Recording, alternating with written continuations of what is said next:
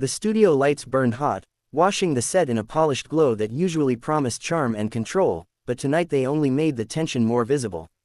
Jamie Foxx sat relaxed at first, one ankle resting casually over the other, his posture easy, familiar, the way audiences had seen him countless times before. He wore a tailored jacket, crisp but unflashy, the kind that suggested confidence without effort. Across from him, Piers Morgan leaned forward with that unmistakable look, eyebrows slightly raised, lips pressed into a knowing half-smile, fingers drumming once against his cue cards as if he were already anticipating the moment to strike. The conversation had started smoothly enough. A joke here, a shared laugh there. Jamie had told a quick story, delivered with perfect timing, and the audience responded on instinct, laughter rolling through the studio like a practiced wave.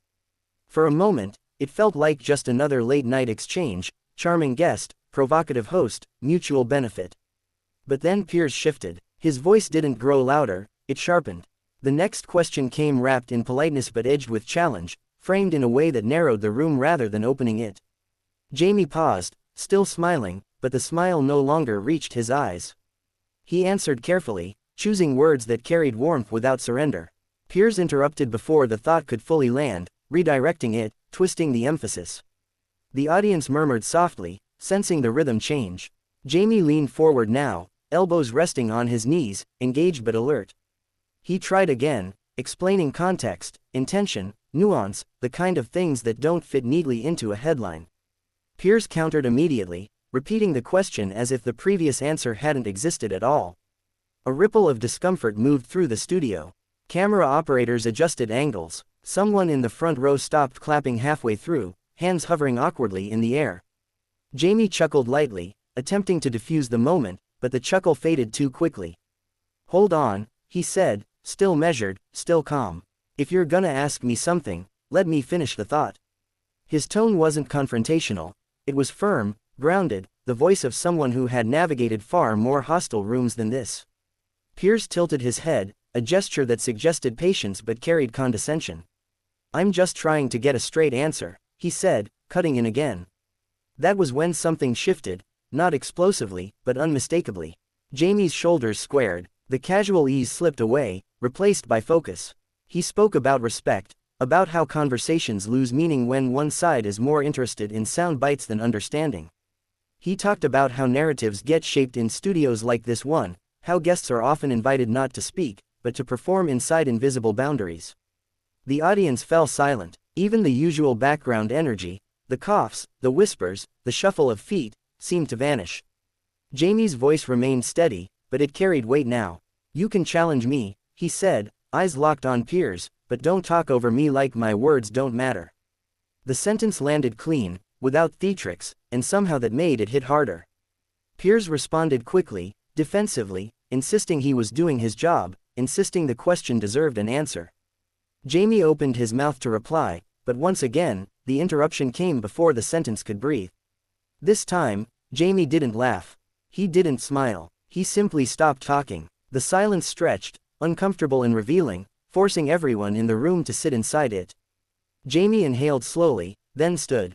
The movement alone sent a jolt through the studio. Chairs creaked. A producer shifted in their seat. Jamie adjusted his jacket, eyes briefly lifting toward the audience as if acknowledging them, not as spectators but as witnesses. "I came here for a conversation," he said quietly, "not a setup." His words weren't angry, but they were final. The tension that had been building all segment long crystallized in that instant, hovering heavy in the air as everyone realized the moment had crossed a line that couldn't be uncrossed. The moment Jamie Foxx rose to his feet, the studio seemed to shrink. What had once felt like a controlled, brightly lit stage suddenly looked fragile, as if one wrong breath could crack it wide open. A low murmur swept through the audience, the kind that comes when people realize they're witnessing something unscripted. Piers Morgan straightened in his chair, jaw tightening, eyes flashing with irritation that he tried, and failed, to mask with a practiced smirk. "So you're walking away?" Piers asked, his voice sharp, leaning into the microphone as if volume alone could reclaim authority. "That's an interesting way to handle a tough question." Jamie turned back slowly, not with anger, but with disappointment. "No," he said evenly. "I'm walking away from being talked over." His words were calm, deliberate, each syllable landing with intention. "There's a difference." A beat passed, then another. The silence pressed against the walls, heavy and undeniable. The director hesitated in the control room, unsure whether to cut to commercial or let the moment breathe. Piers scoffed lightly, shaking his head. "This is live television," he said. "If you can't handle pushback." Jamie raised a hand, not aggressively, but enough to stop the sentence mid-flight. "Pushback is fine," he replied. "Disrespect isn't." He gestured briefly toward the audience. "They didn't come here to watch someone get cornered. They came to hear a real exchange." Applause broke out, hesitant at first, then stronger, spreading across the studio as people found the courage to clap. Piers' expression darkened. He glanced toward the producers, then back to Jamie, voice cooling. "We're not going to turn this into a lecture," he said. "If you don't want to answer the question, we can end the interview right now." Jamie nodded once, as if that option had already been considered and accepted. "Then end it," he said softly. The words landed like a final chord. Piers leaned back, lips pressed thin, and gestured off-camera. "We're done here," he announced. The band didn't play. The usual transition music didn't arrive. Instead, the show cut abruptly, leaving behind an awkward stillness that no one quite knew how to fill.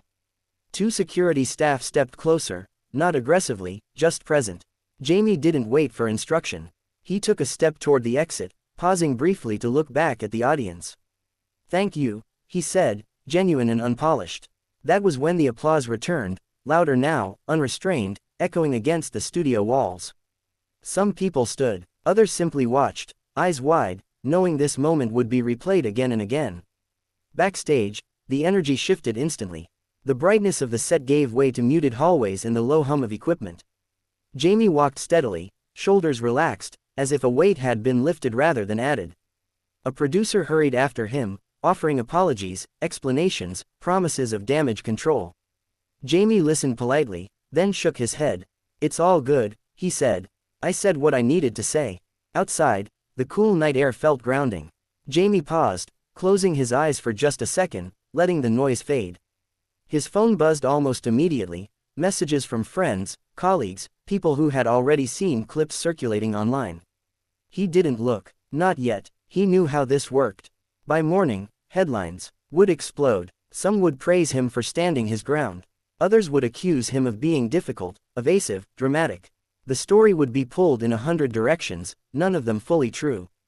Inside the studio, Piers sat rigidly, staring at his notes as if they had betrayed him. Producers whispered urgently, debating what could have been done differently, what should have been cut, what damage could be salvaged. But the moment had already escaped the room. It belonged to the audience now.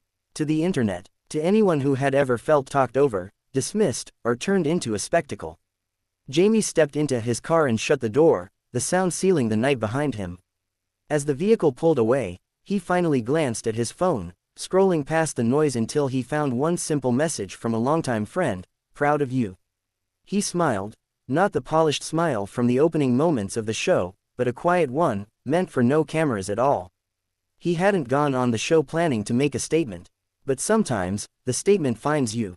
And sometimes, the most powerful thing you can do isn't to argue louder, but to leave, on your own terms, while the silence speaks for you.